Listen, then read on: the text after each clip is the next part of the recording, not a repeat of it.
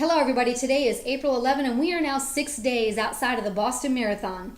You and I have unleashed the freedom of giving ourselves permission to fail often, and fail big as we journey through this path of learning and action required to achieve and surpass our goals, which means the time has come for me to identify some of the folks that you're going to encounter along the path.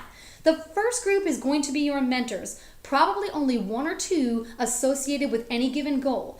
My rule of thumb when choosing a mentor is that that person must have at least 10 to 15 times the level of success that I have achieved in this same area. When dealing with my mentor, I've got 3 simple guidelines. Zip it, listen, and do as advised. In fact, if you ever find yourself saying this to your mentor, well, I know that you ... but what if I ... that is a red flag that you need to stop and start the whole process over. The reason you chose this mentor is because they already are or have been where you want to go, which means they know the path. If you knew the path, you'd have taken it already. Now, when you've achieved that level of success, then you get to tweak, you get to adjust, and you get to impart your wisdom to those coming up along that same path. Now, the second group of folks you're going to encounter are really 2 subsets. It's your primary support, and then also those few folks in your life who intimately understand what you're going through. My husband is my primary support. He has said from the get-go that whatever it takes on a family level to get this thing accomplished, he will be in, and he's been true to his word. But the people who intimately understand what I'm going through, there's really only 4. My husband, my sister, my pastor, and a girlfriend of mine down in Tallahassee. They are all 4 distance runners, so they may be the only 4 people on this earth who can truly appreciate, truly empathize, and really find the total hilarity in a story like the time my 13-year-old absolutely lost it after strolling into the master bath, finding me hunched over the surgical amphitheater, removing 3 toenails after a particularly rough week of running. Not many people can really get that story, but those 4 people can, so they're in that group.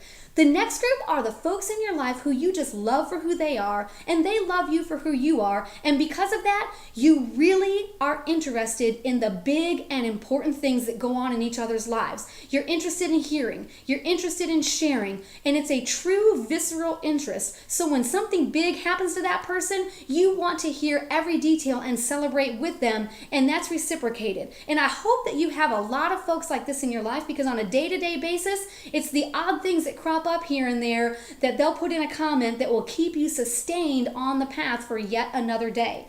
Now, the next group is simple. They're the folks who just really, honest to goodness, don't care at all. So if they ask you what's going on and you tell them about your goal and you get a blank stare, there's nothing wrong with that. It's just not hitting them. So what I would advise is just don't talk about it. Find out what's going on in their life and be a great friend and a great listener.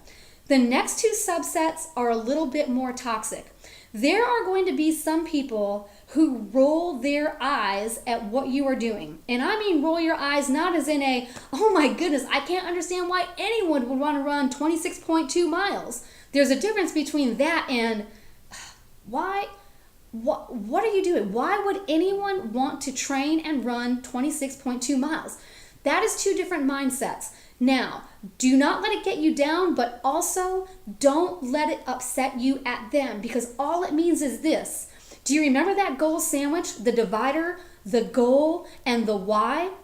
It just means that they either do not have one of those 3 things in their life, or they have it but have not identified it or recognized it. Remember, only about 5% of Americans have ever been through a significant goal writing process. So do not go hard on these guys. Be empathetic, and at some point something might come up in their life, and here's why you need to go easy on them. These will be the people who say, what is it that makes you do what you do? And when they ask that, it's because something has clicked in their life and they need someone to kind of edge them along. So keep your eye on those folks. The next group, though, is 100% toxic.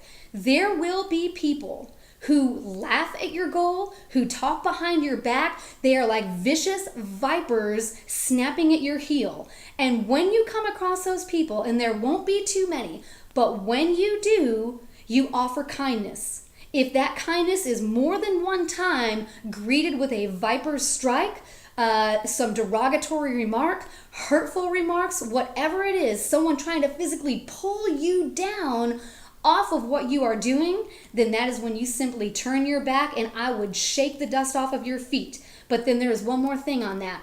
If you do that, you still need to keep your eye on those folks, because the only reason that they are so vehemently opposed to your goal is because when they look at you, they do not like the reflection they see of themselves. It has nothing to do at all with you or your goal. It has to do with something that they are feeling insecure about in themselves. And once again, these may be the very same people who 5 years down the line say, what is it that makes you do what you do? Now, the last group is my favorite. And you might never meet this group, but it is the most special group. I call this the fruit group, the bearing fruit group. As you are going through your goal, people are going to be watching you, and a lot of times you will not even know it. And you never know by your actions alone who you may have inspired. And it may never be meant for you to know. But I guarantee you this, people who you do not know are watching are watching. So as you are achieving high levels of success, you have to remember that you are an elite 5% who has taken the step to do this. So you've got to watch your behavior. You've got to watch what comes out of here. You've got to watch what comes out of here, because you never know who might be watching and inspired, and you may never know, but you may just change a life just by virtue of the fact that you are moving forward. I will see you tomorrow.